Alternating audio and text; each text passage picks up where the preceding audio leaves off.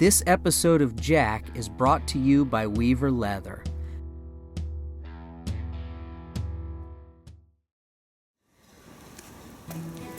It's been an interesting month with Jack.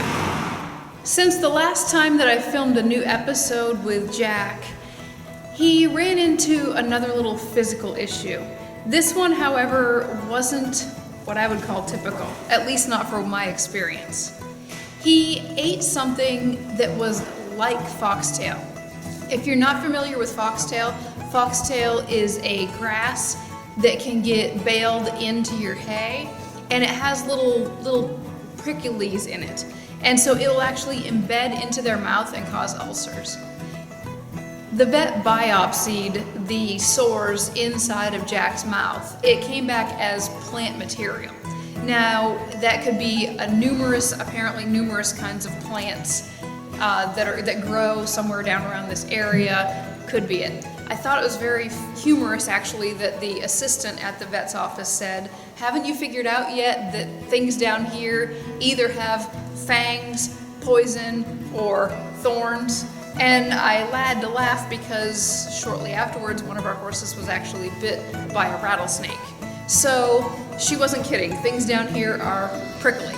So something that Jack ate embedded like little splinters into different parts of his mouth, underneath of his lips, his gums, and different parts of his mouth. It was hard to find all of them and get them out. So this has actually been a process that's taken almost a month.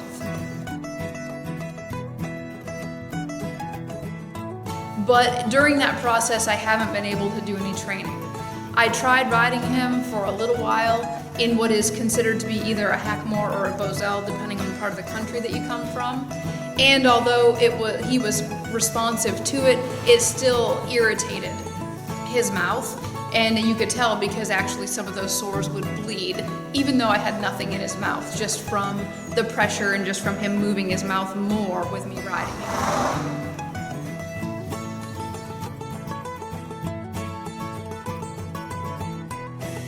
Part of me is disappointed that I've lost this much training time, but a bigger part of me knows that it was the right thing to do for Jack.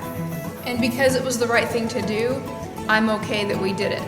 It could play a part into what happens in the rest of this year, meaning it could set Jack back for some of the shows that we planned on going to, but we won't know that until I get to start riding him again and see exactly if he can catch up or whether or not he's far enough behind.